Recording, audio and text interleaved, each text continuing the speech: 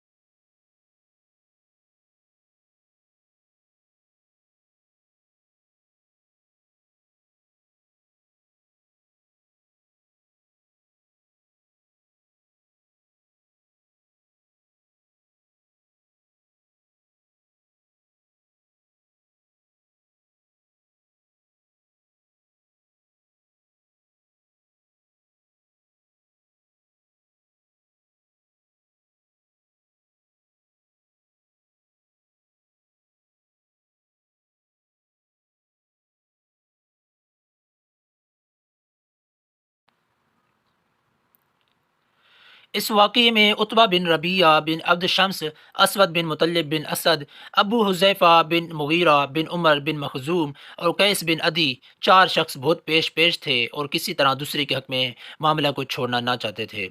इस फ़ैसले से चारों बहुत खुश और मसरूर थे। अगर मुल्क अरब में ये जंग छिड़ जाती तो यकीनन ये तमाम इन लड़ाइयों से ज़्यादा हैबतनाक और तबाहकुन जंग साबित होती, जो अब तक ज़माना जाहिलियत में हो चुकी थी। जिस ज़माने में आप सल्लल्लाहु अलैहि वसल्लम ने इस हजर अस्वद वाले झगड़े का फ़ैसला किया है, आप सल्लल्लाहु अलैहि वसल्लम की उम्र 35 साल की थी।